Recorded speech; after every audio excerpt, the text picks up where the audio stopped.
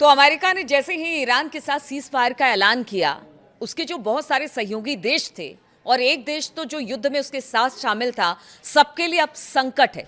संकट किस बात का है, किस चीज को लेकर संकट है, बात आज इसी पर होगी। बात आज मिडिल ईस्ट की होगी, उसके वर्चस्व की होगी।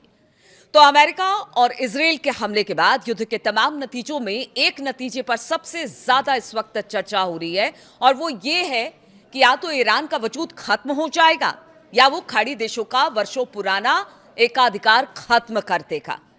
ये चर्चा बहुत दिन से चल रही थी। जब ट्रंप ने यानी कि अमेरिका और इजराइल ने हमला किया, तब से लेकर अब तक यानी सीज फायर तक यही चर्चा हो रही है। याद कीजिए, 28 फरवरी को युद्ध शुरू होने के बाद एक अमेरिकी मीडिया में एक रिपोर्ट आई थी। वैसे तो बहुत सारी रिपोर्ट आई, लेकिन एक रिपोर्ट का जिक्र करेंगे जिसमें कहा गया था कि सऊदी अरब के क्राउन प्रिंस मोहम्मद बिन सलमान ने ईरान के खिलाफ युद्ध शुरू करने के लिए बार बार डोनाल्ड ट्रंप को फोन किया। देखिए, चाहे वो न्यूयॉर्क टाइम्स हो या वॉशिंगटन पोस्ट हो, हर जगह इस तरह की खबर सामने आई। हालांकि इसे नकार दिया गया क्राउन प्रिंस की तरफ से, और इसमें सऊदी क्राउन प्रिंस ने कहा था कि अगर ईरान को ऐसे ही छोड़ दिया गया तो वो और ताकतवर बन जाएगा। आज वो सच साबित हो रहा है, क्योंकि डोनाल्ड ट्रंप ने जो सीज फायर किया है वो ईरान के 10 शर्तों को मानते हुए किया है। उस पर बात करने की बात उन्होंने कही है। इसलिए कहा जा रहा है कि अब मिडिल ईस्ट का किंग कौन, यानी ईरान है। जी हां, अमेरिका ईरान के वजूद को, उसके अस्तित्व को, उसकी सभ्यता को नहीं मिटा सका, जिसका दावा ट्रंप करते रहे या नेतन्याहू करते रहे।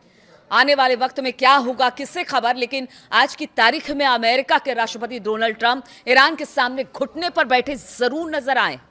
हालांकि देखिए, ट्रंप पर विश्वास ईरान अब भी नहीं कर रहा है। ईरान अभी भी सजग है और ईरान अपनी शर्तों के साथ ट्रंप को झुका रहा है, और उसका कहना है 2 हफ्ते का सीज फायर, क्या पता इस सीज फायर से पहले ही डोनाल्ड ट्रंप फिर कोई बड़ा हमला कर दे। इसलिए ईरान तो अलर्ट है, लेकिन यही कहा जा रहा है कि जो स्थिति इस वक्त है उससे तो बैकफुट पर अमेरिका दिखाई दे रहा है, और इजराइल तो कहीं दिखाई ही नहीं दे रहा है।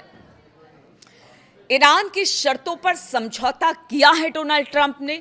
उनकी सभ्यता को खत्म कर देने की धमकी से तेहरान डगमगाया, बिल्कुल नजर नहीं आया, और वो लड़ता रहा जब तक कि अमेरिका ने सीजफायर नहीं कर दिया। ईरान आज की तारीख में भारी नुकसान के बाद भी इस युद्ध का निर्विवाद विजेता बना हुआ है, और आज के युद्ध विराम के साबित कर दिया कि ईरान मिडिल ईस्ट की शक्तियों पर भारी पड़ गया है। खाड़ी देशों की राजनीति पर नजर रखने वाले जियो पॉलिटिकल एक्सपर्ट अली मुस्तफा ने लिखा है, गल्फ अरब देशों का एकाधिकार अब खत्म हो चुका है और इस क्षेत्र में ईरान एक नई महाशक्ति बनकर उभरा है। इजराइल वर्षों से ईरान की शक्ति को कुचलने की कोशिश में जुटा रहा, लेकिन आज इजराइल में मातम पसरा हुआ है, क्योंकि आज नेतन्याहू को बड़ा झटका लगा है। हालांकि बयान बहुत सारे आए हैं। उसने कहा है कि लेबनान की लड़ाई जारी रहेगी ईरान से, भले अमेरिका ने सीज फायर किया हो, लेकिन आज भी नेतन्याहू कह रहे हैं कि जिस परमाणु बम को बनाने की तैयारी ईरान कर रहा था, उस पर खास तौर पर अमेरिका को अब भी नजर रखनी पड़ेगी। यानी बयानबाजी अब भी है, और ईरान के साथ युद्ध का मोर्चा अब भी इजराइल की तरफ से खुला हुआ है। लेकिन आज का दिन इजराइल के लिए मातम लेकर आया है। लीडरशिप को समझ में नहीं आ रहा कि इस युद्ध विराम पर क्या प्रतिक्रिया दे। विपक्षी नेता येर लेपिड ने इसे प्रधानमंत्री नेतन्याहू की नाकामी करार दिया है, और यही नाकामी है कि नेतन्याहू अब तक सिर्फ पोस्ट कर रहे हैं। जो वो सीना तान कर आते थे और कहते थे मैं जिंदा हूं और मैं लगातार हमले कर रहा हूं, आज से पोस्ट से काम चला रहे हैं। ईरान ने महीने भर से ज्यादा चले इस युद्ध में कतर के रास लफान एलएनजी प्लांट पर बमबारी कर उसके एक बड़े हिस्से को कम से कम 5 सालों के लिए खत्म कर दिया। और इसके अलावा ईरानी मिसाइल यूएई, सऊदी अरब, कुवैत, खाड़ी के दूसरे देशों में हाइड्रोकार्बन समृद्ध देशों पर कहर बनकर टूटा। सऊदी की तेल कंपनी अरामको पर हमला हुआ, और संयुक्त अरब अमीरात पर तो खैर ईरान ने सबसे ज्यादा यानी कि 500 से भी ज्यादा बैलिस्टिक मिसाइलें दागकर अपने मुख्य दुश्मन इजराइल को भी पीछे छोड़ दिया। तो आप समझिए, इतना सब कुछ करने के बाद भी अगर मिडिल ईस्ट की तरफ से किसी तरह का कोई हमला नहीं हुआ, तो ये ईरान का वर्चस्व और ईरान की जीत ही कही जाती है। ईरान ने एहसास कराया कि अमेरिका अब कमजोर हो रही महाशक्ति है, मिडिल ईस्ट के देश जो अभी तक अमेरिकी छतरी के नीचे थे, वो छतरी अब फट चुकी है। अब मिडिल ईस्ट की राजनीति जो थी वो तेजी से उसमें बदलाव देखने को मिलेगा।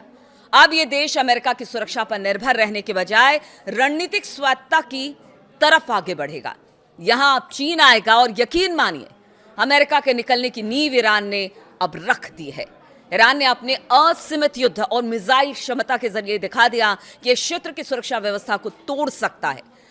स्ट्रेट ऑफ हॉर्मूज को ब्लॉक कर उसने खाड़ी देशों के तेल का कारोबार बंद कर दिया, ताला लगा दिया। खाड़ी देश अपनी अर्थव्यवस्था पर आघात झेलकर भी कुछ नहीं कर पाए और इस युद्ध से तय हो गया कि आने वाले वक्त में इस क्षेत्र में ईरान ही अगली शक्ति साबित होगा।